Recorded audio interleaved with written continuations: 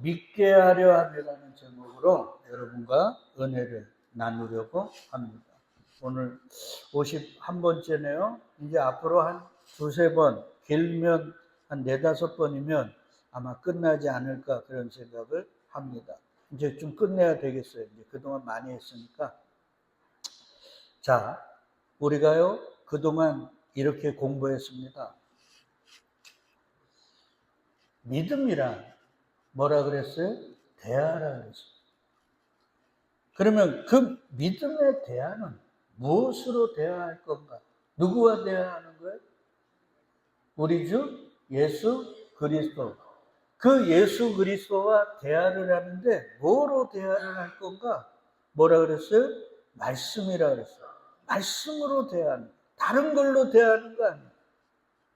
말씀으로 대화하는 것. 누구와? 주님과. 그걸 믿음이라 그랬어요. 이걸 지금 51번째 계속 공부하고 있는 거예요. 그러면 이제 또 질문을 한단 말이에요. 말씀이 뭔가? 신학적으로는 특별 계시라고 하거든요. 기록된 66권의 말씀. 그러니까 우리 기독교인, 그리스도인은 뭐냐면 기록된 이 66권의 말씀이 하나님이 우리에게 특별하게 주신 말씀이라고 인정하는 거예요. 이 말씀에 더할 게 있어요, 없어요? 없어요. 66권으로 말씀은 닫혀버린 거예요. 특별 계시의 말씀. 요즘 뭐 김용옥 선생이 하는 뭐 도마복음, 외경 이런 건 참조할 뿐이지 특별 계시의 말씀에 들어갈 수가 없어요. 기독교적으로 하나님이 66권으로 닫아버렸단 말이에요. 그리고 요한계시록에 뭐라 그래요? 이 예언의 말씀에 더하거나 빼면 이 모든 저주를 내려버리겠다고 했거든요. 끝이. 그러면 특별 계시의 말씀만 우리에게 말씀인가? 아니라 그랬습니다. 사도 바울은 일반 계시라 그래서 자연 만물을 통해 우리에게도 말씀하는 농사, 때로는 뭐 운동 경기, 때로는 우리 사업, 이 모든 것들이 하나님이 우리에게 주시는 말씀일 수가 있다는 거예요. 그리고 세 번째는 삶의 모든 경험이에요. 그러니까 내가 인생을 살면서 경험하는 모든 것들이 다 뭐예요? 하나님이 우리에게 주신 말씀.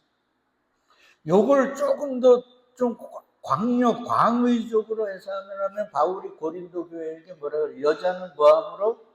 해산함으로 구원을 받는단 말이에요. 그러니까 우리의 삶의 모든 경험이 경험으로만 되어지면 그건 우리에게 아무 의미가 없어요. 그게 진리로, 십자가로, 그리스도 예수로 나에게 재해석이 돼야 돼요. 그걸 해산이라고 해요. 그게 안 되면 구원이 안 이루어집니다. 자, 우리 병이 있습니다. 병에 대해서 그냥 병원에 가서 진료받고 고침받는다. 때로는 그냥 병이 나서 기도한다. 하나님 기도해서 이 병 낫게 해준다. 이걸로만 머물면 그 병은 나에게 구원이 아니에요. 병원을 가든 기도하든 어떤 것이든 그걸 통해서 진리로, 십자가로 이해가 돼야 돼요. 그게 구원. 내가 사업에 실패하거나 사업에 성공하거나 그 모든 것들이 십자가로 그리스도 예수로 나에게 재해석되지 않으면 그건 나에게 아무 의미가 없어요. 그게 바로 여자는 해산함으로 구원을 얻는다. 왜? 이 땅에는 남자는 누구밖에 없어요?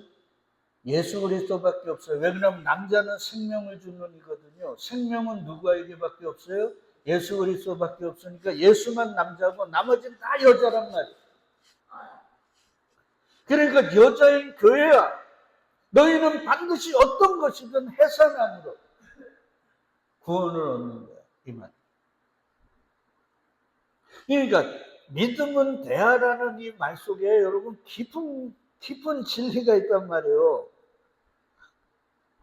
그래서 제가 기도하는 가운데 이런 기도합니다. 우리 권사님이 때로는 김승문 집사가 그냥 그걸로 고통당하거나 때로는 고침받거나 거기에만 머무르지 말게 해달라.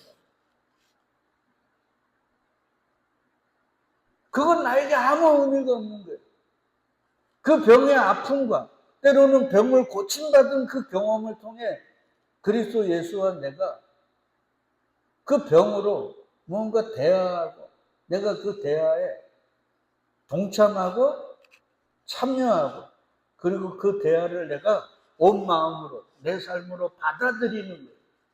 그게 대화잖아요. 그게 바로 여자는 해산함으로 구원을 얻는 거예요. 근데 우리 대부분은 보면 그냥 어떤 것들을 기도하거나 때로는 사회적인 그런 것들로 해결이 되고 나면 거기서 그냥 머무르는 거예요. 제가 우리 선우전도사 얘기했지만 저는 여러분 아시지만 지금 이 교회 와갖고 거의 한 15년 동안 월급 못 받았습니다. 맞죠? 그러다가 내가 월급을 지금 얼마 받냐면 60만 원 받아. 그걸로 우리 두 아들, 딸 대학교 보낼 수 있습니까? 근데 왜 제가 그럼에도 불구하고 앞으로도 걱정이 없는가? 우리 아버님, 지금 소천하신 우리 선우갑 성도님, 우리 아버님의 이야기 때문에 어느 날 이 영천에 오셔가지고 우리 아버님이 이런 얘기를 합니다. 선우 목사 참 신기하대요. 어릴 때부터 저에게 돈이 필요하면 우리 아버지가 뭐를 하셨냐면 오징어 채낚기를 하셨거든요. 그러니까 그 오징어 배 있잖아요.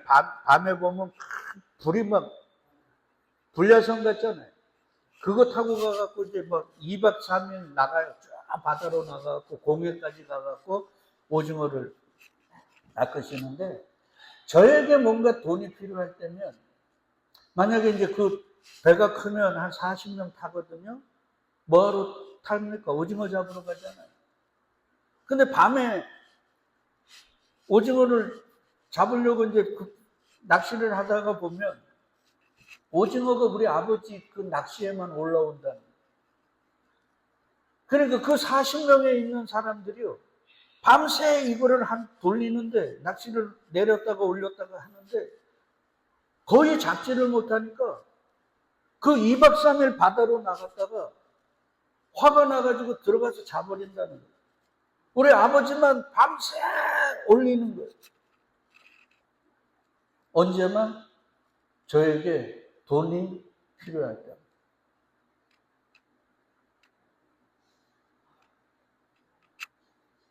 그래서 저는 기도할 때 그렇습니다. 우리 선우가 내 아버지의 낚싯바늘에 그날 그 깊은 밤에 수십만 개의 낚싯바늘이 내려져 있을 텐데 우리 아버지의 낚싯바늘에만 어떻게 오징어를 물게 하셨 그 전능의 하나님 내 처지와 형편을 아시고 당신의 뜻을 이루기 위해 당신께서 역사하심을 저는 믿습니다.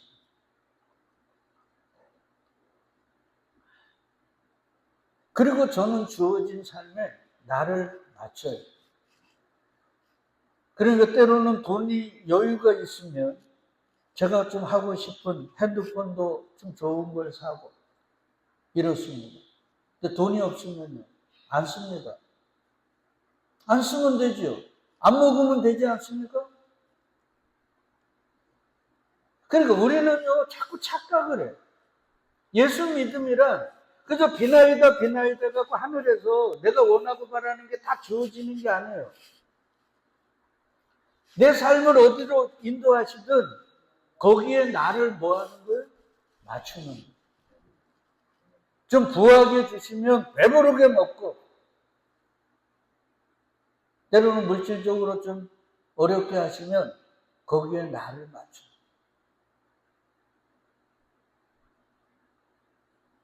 왜 예수 믿는다 그러면서 주변 사람들에게 맨날 돈 없다, 돈 없다. 저는 개인적으로 이거 굉장히 잘못됐다고 생각해요.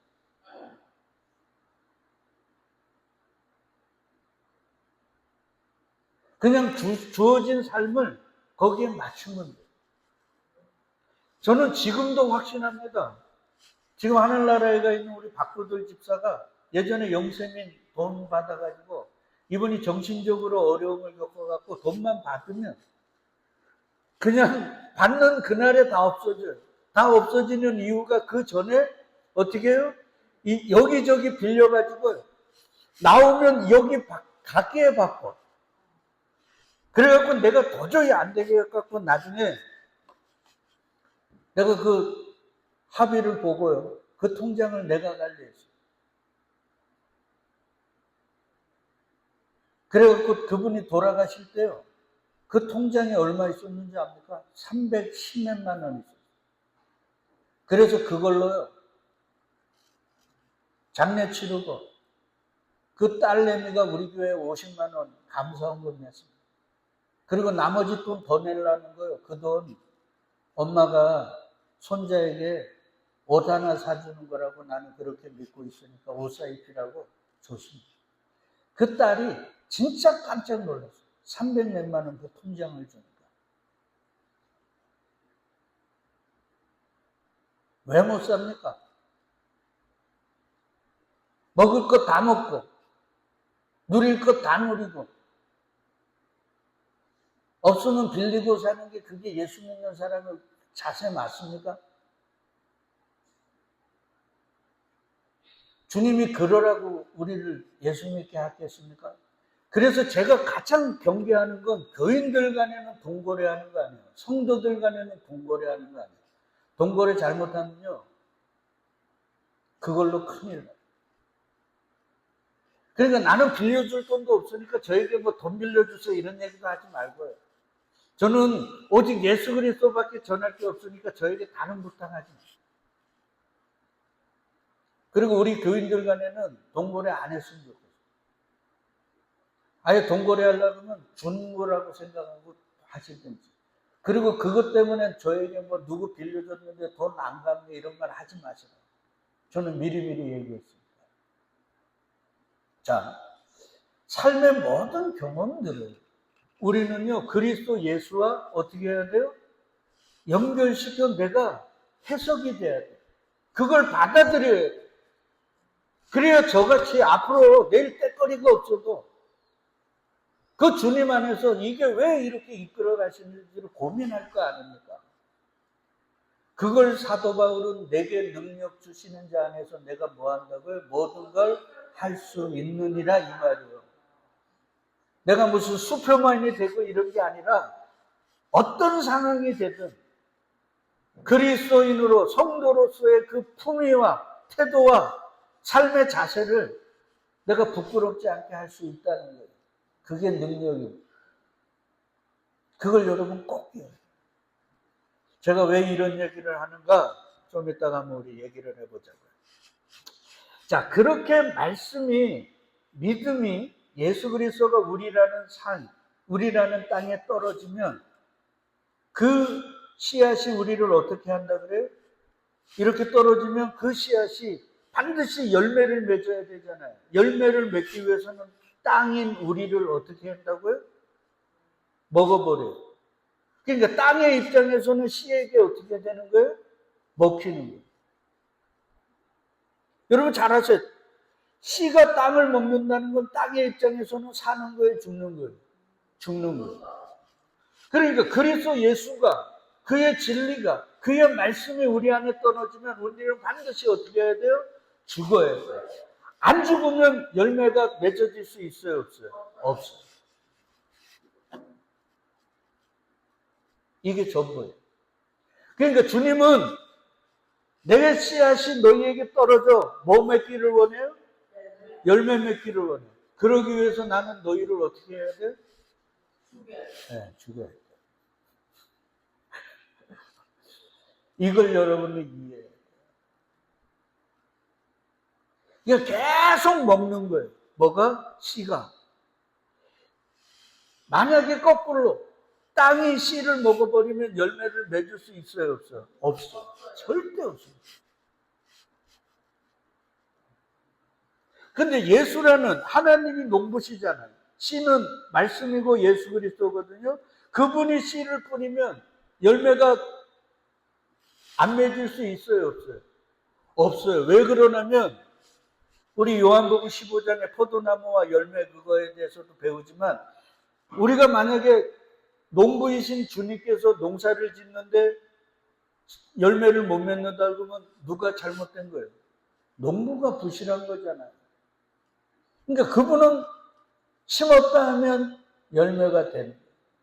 그러니까 어디에 심겨지는지는 몰라. 그분 마음이에요. 그런데 그분이 뿌리면 반드시 열매가 된다. 그 열매를 이루기 위해 주님은 그 씨로 뭐를 먹게 한다고요? 땅을 먹게 한다. 그러니까 우리가 죽으면 죽을수록 열매는 어떻게 돼? 더 많이 열리는 거예요. 그래서 사도 바울이 뭐라 그래요? 나는 날마다 뭐 한다고요? 죽노라. 이걸 다른 의미로 해석할 수도 있지만 여기에 대입하면 그런 의미라는 거예요. 여러분 이걸 꼭 기억해야 돼요. 이걸 우리가 지난 시간까지 했단 말이에요. 자, 이렇게 씨가 열매 맺는 과정을 오늘은 좀 다른 말로 하자고요. 시편에 보니까 요셉이 야곱의 11번째 아들 요셉이 애굽에 팔려가잖아요. 형들에 의해 죽임당하려고 그러다가 팔려가잖아요. 그리고 결국 거기서 뭐까지 돼요? 애굽의 총리가 돼요. 세상의 기근에 다 죽어야 하는데 이 요셉으로 말미암아 뭐를 줬어요? 죽지 않는 양식을 줘버렸단 말이에요. 예수의 예표예요. 맞죠? 근데 그 요셉에 대해서 시인이 시편 105편에 기록을 하는데 뭐라고 기록을 하느냐면 그가 또 그 땅에 기근이 들게 하사 그들이 의지하고 있는 양식을 다 끊으셨도다. 그가 한 사람을 앞서 보내셨으며 요셉이 종으로 팔렸도다. 그래서 종으로 팔려 앞서 보냈다 이런 말이잖아요. 그의 발은 뭐를 찼대요? 착고를 탔어요. 그의 몸은 쇠사슬에 매였어요. 그러니까 요셉이 종으로 팔려갈 때 발에는 착고를 차고요. 몸은 쇠사슬에 꽁꽁 묶었어요. 도망갈까 봐. 돈이잖아요. 우리가 돈을 안 잃어버리듯이 꼭 잡듯이 네? 이 사람들도 노예 하나가 도망가면 손해잖아요.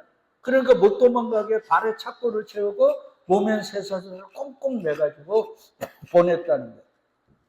근데 요거에 대해서 19절이 이렇게 주석을 해줍니다. 그러니까 성경은요, 가만히 찬찬히 이렇게 앞뒤로 이렇게 읽어보면 성경이 성경을 해석을 해줘요. 우리는 자꾸만 많이 읽으려고 빨리 읽으려고 그럴 필요가 없어요. 뭐라 그러느냐 우리 19절 같이 읽어요. 곧 여호와의 말씀이 응할 때까지라 그의 말씀이 그를 단련하였도다. 자, 하나님의 말씀이 응할 때까지 그는 앞서 보냄받고 어떻게 보냄받았어요? 발에 착고를 차고 몸에 쇠사슬에 묶여서 그렇게 애굽에 보내줬다는 거예요. 그리고 나머지 모든 그가 죽을 때까지의 모든 삶이 하나님의 말씀이 응해지는 삶이라는 거예요. 근데 그 삶을 시인은 뭐라 그래요? 그의 말씀이 그를 뭐 했다 그래요? 단련했다. 그러니까 히브리서 4장 12절에서 하나님의 말씀은 살아 뭐가 있다고요? 생명력이 있다는 거예요. 이게 이 말이에요. 그러니까 말씀이 내 삶에 내가 설교 가운데 말씀을 들으면 그 말씀이 나를 어떻게 해야 돼요? 먹어버려야 돼요. 그 말씀이 나를 삼켜버려야 돼요. 그러니까 여러분 제가 가끔 가다가 지난주 설교 제목이 뭐예요? 지난주 내용이 뭐예요? 이렇게 말씀드리잖아요. 그러니까 여러분들이 오늘 말씀을 듣고 가갖고 일주일 후에 오늘 말씀이 생각이 안 나면 여러분은 말씀이 살아 생명력이 있는 말씀을 들은 게 아니라 죽은 말씀을 들은 거예요.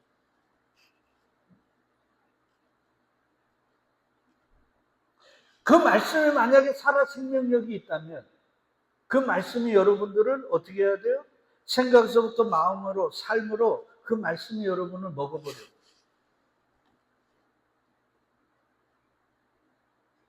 그러니까 그냥 와서 예배드리는 이게 중요한 게 아니에요. 신령과 진정의 예배라는 건 그 말씀의 씨앗이 떨어져서 그 말씀이 내 생각과 마음과 삶을 먹어버리는 거예요.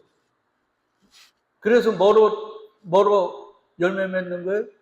하나님이 원하는 열매로 열매 맺어지는 거예요. 하나님은 그런 자를 찾고 있어요. 그러니까 우리가 생각하는 거와 많이 달라요. 그러니까 말씀은 우리를 뭐 한다고요? 단련하는 거예요. 여러분, 제가 우리 손우현이가 이번에 그 선배하고 아는 선배가 책을 많이 보내왔더라고요.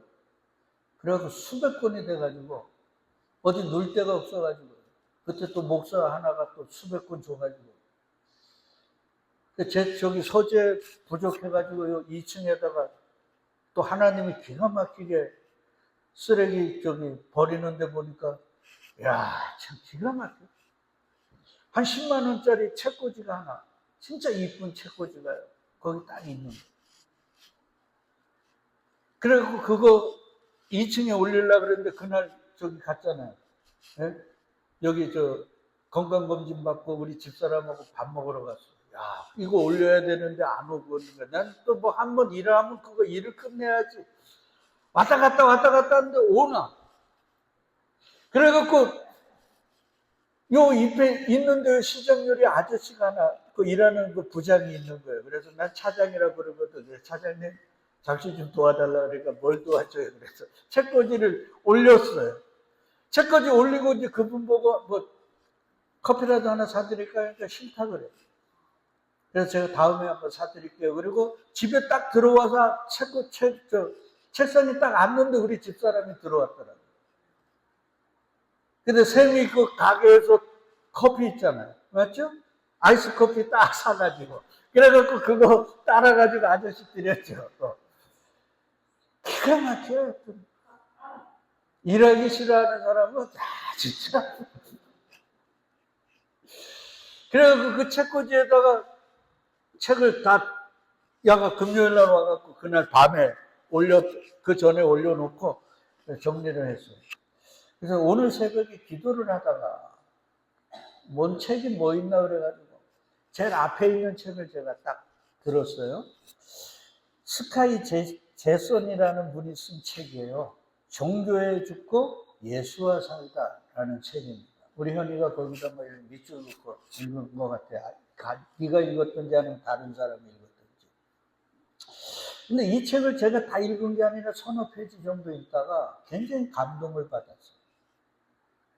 이분이 종교를 스포츠에 비유하고 요즘 우리나라가 야구가 다시 인기 스포츠가 돼가지고 막 야구가 난리가 아닙니다. 우리 현이와 다혜는 여기는 삼성 팬이어야 되는데 하나 팬이라 가지고. 네. 근데요, 종교인들은 어떤 사람인가 이거를 잘 아셔야 돼요. 이 스포츠 경기에 비유하면 종교인들은요, 거기 가서 구경하는 관람객이에요. 표를 끊고 가서 구경하는. 그리고 이들은 자기가 응원하는 팀이 이기면 좋고, 막 신나요. 자기가 이긴 것처럼. 지면 화가 나는 거예요. 그래서 그 게임 때, 막 어떤 선수가 잘못하면요, 막 욕하고, 또 잘하면 막 응원가 부르고, 막 난리가 나요. 요게 종교인. 여러분, 만약에 야구 경기장에 보면 그 안에서 뛰는 선수가 많아요? 관람객이 많아요? 구경 온 사람들이 많아요? 많죠. 그들은 자기의 그 경기 보는 거에 돈을 투자하고 1시간이든 2시간이든 거기에 열광합니다. 그리고 일상으로 돌아오면 뭐를 살아요? 자기의 삶을 사는. 그 시합이 이기면 기분 좋아갖고 뭐 파티도 하고 그러고 지면 또 화가 나고 그러지만 여하튼 일상의 삶은 다른 거예요. 이게 종교입니다. 우리가 대부분 보면요, 교회를 다니잖아요. 그러면 교회에 목사, 사모, 또 특별히 헌신하는 분들 외에 나머지는 다 뭐 하는 거예요? 예배나 드리는 거예요. 예배 시간에 졸든 어떻게 됐든 그냥 왔다가 가는 거예요. 그들이 야구 경기장에 돈을 내고 온 구경꾼들이 그냥 헌금이나 내고 그냥 예배 시간에 왔다가 그냥 가는 거예요. 이게 종교입니다. 그럼 우리 입장을 바꿔놓고 생각해봐요. 예수님은 우리를 창세전에 택하실 때 시합 경기장에 구경꾼으로 불렀겠습니까? 선수로 불렀겠습니까? 이걸 깨닫고 내가 내 삶에서 선수로서의 삶을 사는 자, 그들이 믿음의 사람. 그들이 바로 뭐가요? 말씀이 그들을 뭐 하는 거예요? 단련하는 거예요. 요셉에게 쌀 기근이 돼서 배고프니까 요셉에게 쌀을 구하려고 바리바리 싸들고 찾아오는 사람은 전 세계 모든 사람. 그러나 하나님은 우리에게 기근 시에 쌀 찾으러 가라는 게 아니에요. 머리 없어 가라는 게 아니라 말씀을 듣지 못하는 이 기간의 시대에 너희가 사람들에게 뭐를 주라고요? 양식을 주라고요.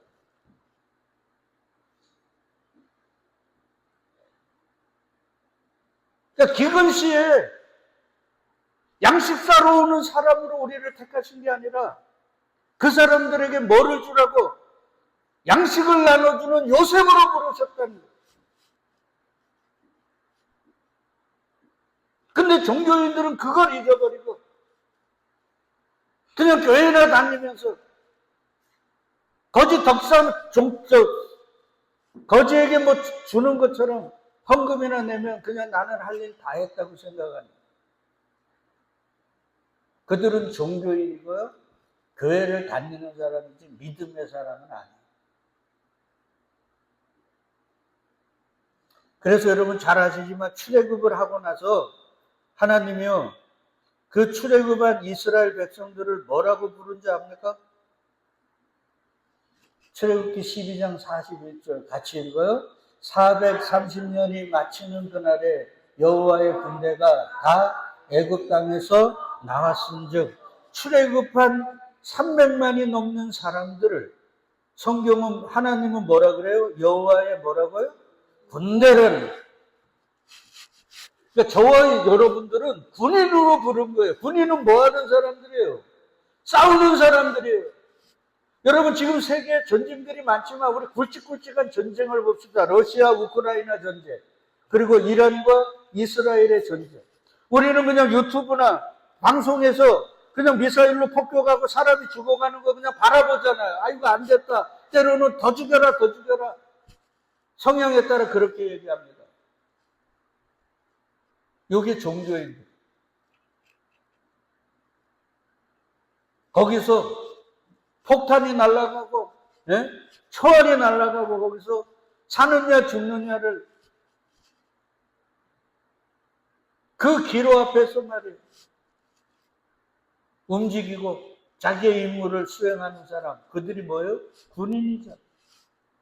우리를 그런 거기로 부르신 거예요.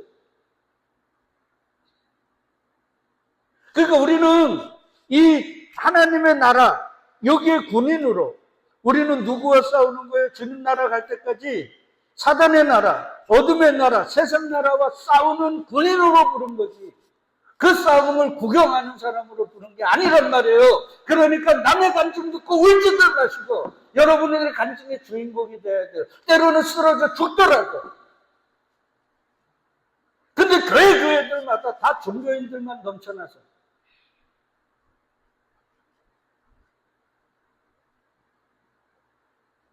싸우려 하지 않아요. 여러분 선수들이 왜 많은 연봉을 받고 많은 대우를 받습니까? 그들이 그런 선수가 되기 위해서 어릴 때서부터 얼마나, 우리 진우도 예전에 유도할 때 보니까 공부 닦고 뭐 타지도 못해요. 맞죠? 중간에 가가지고 연습하고 때로는 합숙하고 놀러 다니지도 못해요. 왜? 거기에 매이니까. 그러니까 우리에게 말씀이 그렇게 피 흘리고 땀 흘리고 싸움을 위한 군인으로 지금 단련하시고 훈련하시는데 우리는 그것들은 모르고 그냥 목사나 싸우는 거지, 선교사나 싸우는 거지. 나는 그저 돈이나 내고 후원이나 해주고 기도나 해주고 그것을 끝이야. 아니라니까요. 만약 여러분들이 그렇게 생각하면 여러분은 종교인입니다.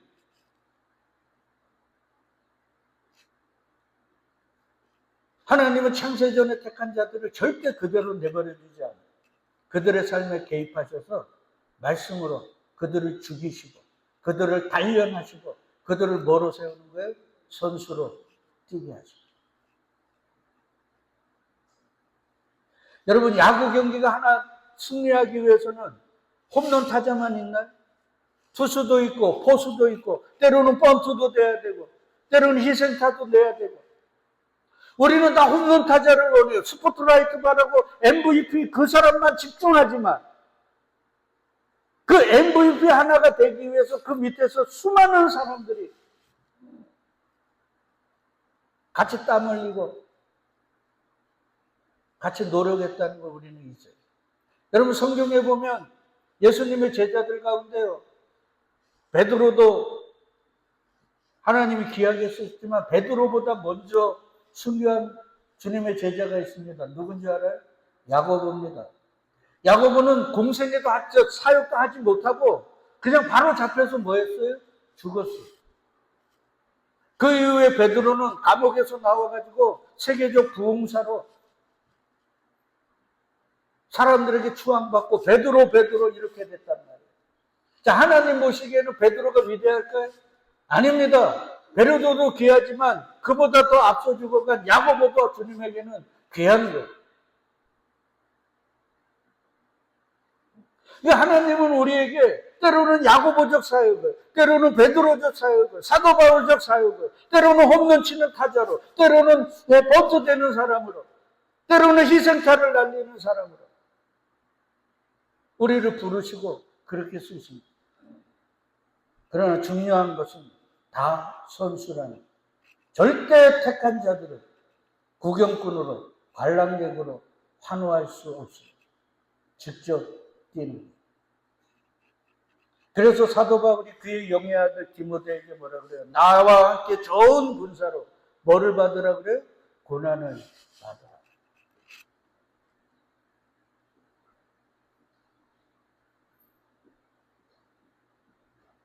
제가 그 책을 이제 오늘 오후에 올라가서 읽을 건데요. 그 책을 읽으면서 그 몇 줄을 읽으면서 무릎을 탁 쳤습니다. 그리고 이런 기도를 했습니다. 하나님, 저와 함께 같이 예배를 드리는 모든 성도가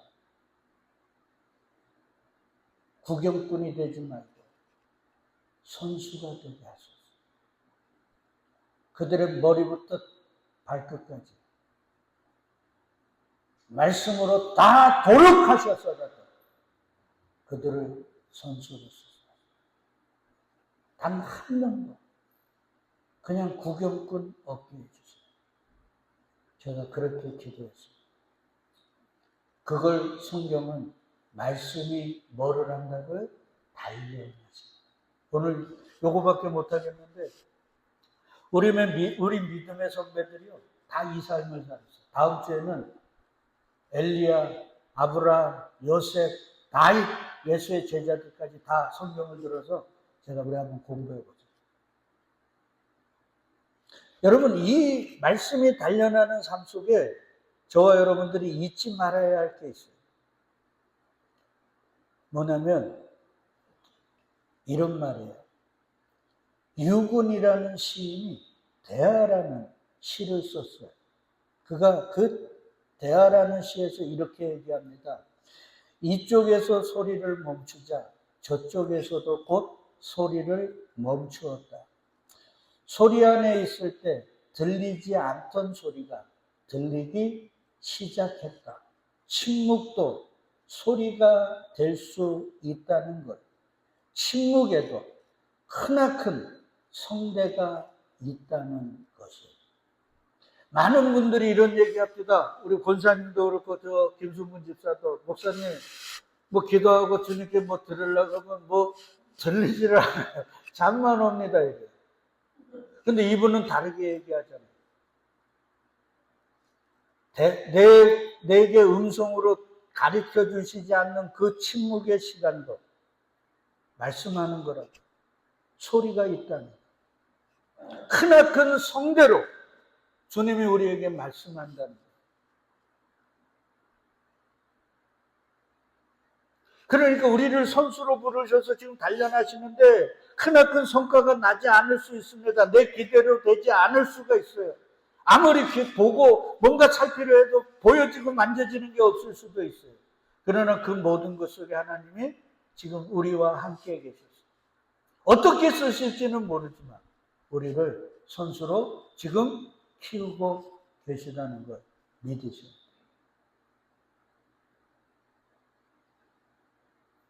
우리의 감독 되신 예수는 부족함이 있어요? 모자람이 있습니까? 그가 택한 선수는 반드시 그 승리의 그 시합에서 귀하게 쓰입니다. 번트대 그러면 번트대면 됩니다.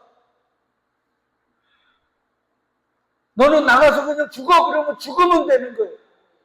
왜 나를 번트대라 그래요? 나도 잘 칠 수 있는데 이건 교만입니다. 우리보다 우리를 더 잘하시는 감독 되신 예수께서 그냥 이끄시는 대로 우리에게 하라는 대로 우리는 뭐 하면 돼요? 순종하는 거예요. 그렇게 하면 우리가 하는 그 시합을 그 완벽한 감독에 의해 어떻게 돼요? 승리하게 됩니다. 그래서 하나님이 가장 싫어하는 게 뭐예요? 불순종. 번트대라는데 들이치려고 하는 사람들. 달리라 그러는데 달리지 않는 사람들. 사인을 냈는데 그 사인에 거꾸로 반응하는 사람. 그들은 가차없이 하나님이 혼내십니다. 그래서 이스라엘의 초대왕이었던 사울도 하나님은 폐위시켜버렸어요. 왜? 너 왜 내 말대로 안 했어? 출애굽의 그 위대한 지도자 모세도 약속의 땅에 들어갔어요? 못 들어갔어요? 못 들어갔어요. 40년 순종했는데 단 한 번 돌을 명하여 물을 내라고 했는데 화가 나서 돌을 쳐버린 그 불순종 때문에 못 들어갔어요. 저와 여러분들이 어떤 삶을 살든 상관없어요. 그러나 중요한 건 감독의 사인에 뭐 해야 되는 거예요? 순종. 그게 우리의, 그리고 그걸 위해 하나님은 우리를 어떻게 한다고요? 조금씩 먹고 계십니다. 착각하지 마십시오. 우리를 구경꾼으로 부르지 않으셨습니다. 우리를 뭐로 부르셨다고요? 선수로 부르셨다는 걸 잊지 마시고. 선수로서 어깨 단단히 메고 훈련 잘 받는 저와 여러분 되시기를 주의 이름으로 축복드리겠습니다. 아멘.